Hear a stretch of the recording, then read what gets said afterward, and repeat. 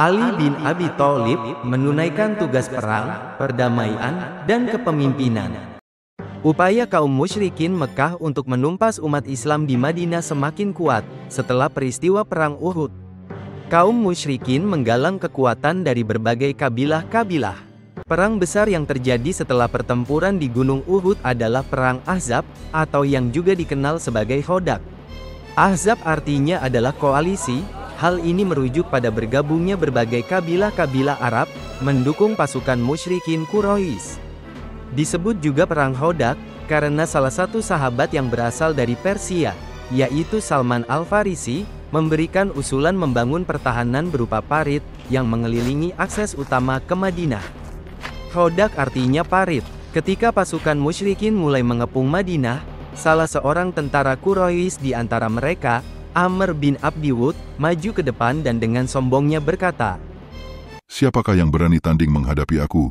Mendengar tantangan itu, Ali bin Abi Thalib melangkah maju dan menjawab, "Hai Amr, engkau telah berjanji kepada kaummu, bahwa tidak seorang pun dari Quraisy yang mengajakmu kepada salah satu dari dua karakter, melainkan engkau pasti menerimanya?" Amr menjawab, "Ya, itulah janjiku."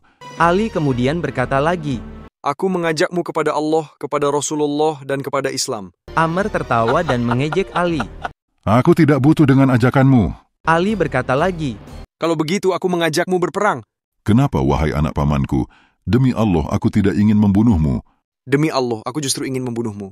Mendengar perkataan Ali, Amr menjadi sangat marah. Dia turun dari kudanya, menamparkan muka kudanya sendiri, dan menyerang Ali dengan pedangnya. Serangan itu berhasil ditangkis Ali dan berkembang menjadi pertarungan yang seru. Sampai akhirnya, Ali berhasil membunuh Amr bin Abdi Wud. Tidak lama kemudian, utusan Quraisy datang dengan membawa 10.000 dirham untuk menebus mayat Amr bin Abdi Wud. Rasulullah kemudian berkata, "Serahkan mayatnya kepada mereka. Sesungguhnya mayatnya adalah seburuk-buruk mayat, dan tebusan darinya adalah seburuk-buruk tebusan. Jangan diterima dari mereka apapun." Pada tahun ke-7 Hijriyah, tidak lama setelah perjanjian Hudaybiyah, Rasulullah memerintahkan umat Islam menyerang Khaybar. Wilayah tersebut merupakan pemukiman Yahudi, dan menjadi benteng kuat, pusat militer, dan perlindungan terakhir mereka di Jazirah Arabia. Yahudi Khaybar juga membangun konspirasi dengan Yahudi Madinah, sehingga Rasulullah terpaksa harus menyerangnya. Pasukan Muslim yang berkekuatan 1.400 personil berhasil menjatuhkan satu demi satu benteng. Dan tinggal benteng Qomus yang belum bisa dikuasai, dan mereka memberikan perlawanan sengit kepada pasukan Muslim.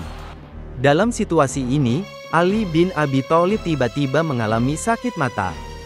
Ketika benteng Qomus tidak kunjung dijatuhkan, Rasulullah kemudian bersabda, "Niscaya akan aku berikan bendera ini kepada seseorang yang telah Allah berikan kemenangan di tangannya.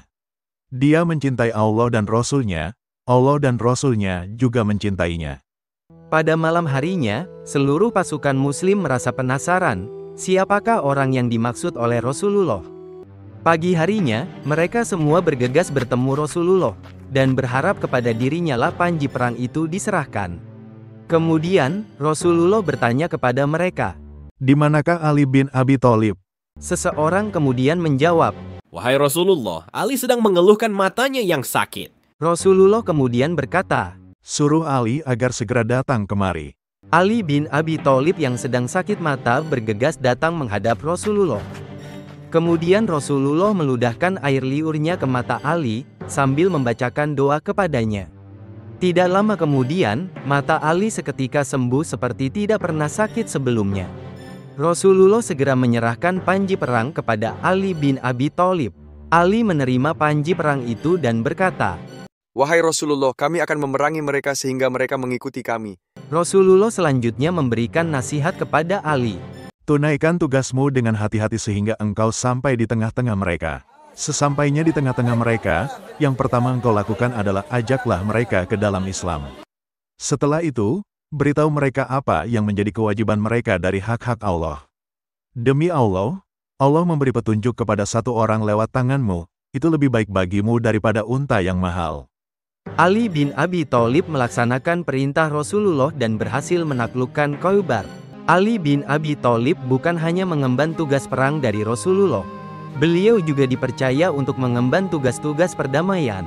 Rasulullah pernah mengutus Ali bin Abi Thalib ke Bani Juzaimah untuk memperbaiki kesalahan yang pernah dilakukan oleh Khalid bin Walid.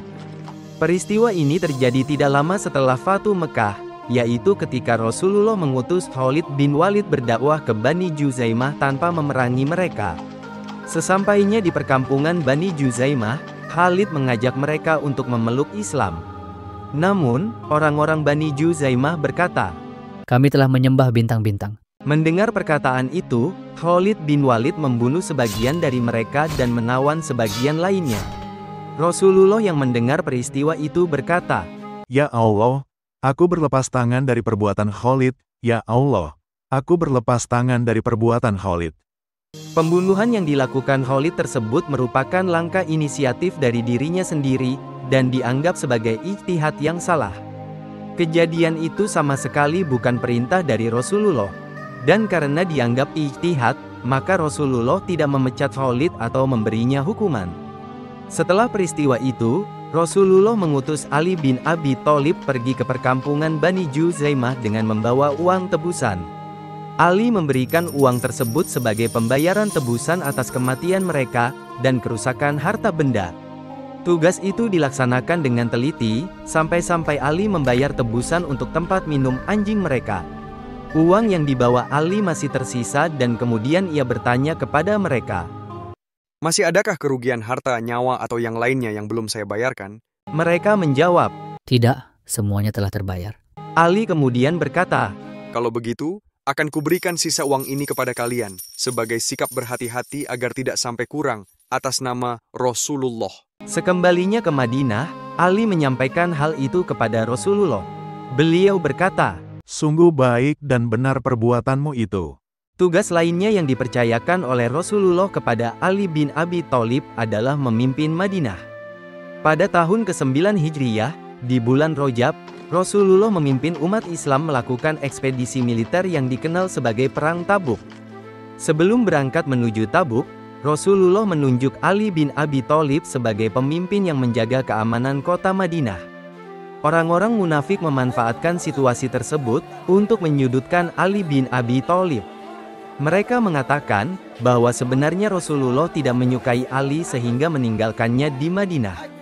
Mendengar perkataan kaum munafik itu, Ali berkata, Demi Allah yang telah mengutus Nabi yang ummi, tidaklah mencintaiku kecuali ia orang beriman, dan membenciku kecuali ia orang munafik. Ali bin Abi Thalib tidak tahan dengan gunjingan kaum munafik, dan memutuskan menyusul rombongan Rasulullah. Ali mengadukan situasi itu kepada Rasulullah. Wahai Rasulullah, apakah engkau sengaja meninggalkan aku bersama anak-anak dan perempuan di Madinah? Rasulullah kemudian bersabda, Apakah engkau tidak suka kedudukanmu terhadapku seperti kedudukan Harun terhadap Musa? Hanya saja tidak ada nabi setelahku. Penulis naskah Abdullah Hasan, ilustrator Didik Sunardi, pengisi suara Hilmi, musik Agusti M, editor Sultan, produser Haidar Ahmad Furqoni, diproduksi oleh Kastari Sentra Media.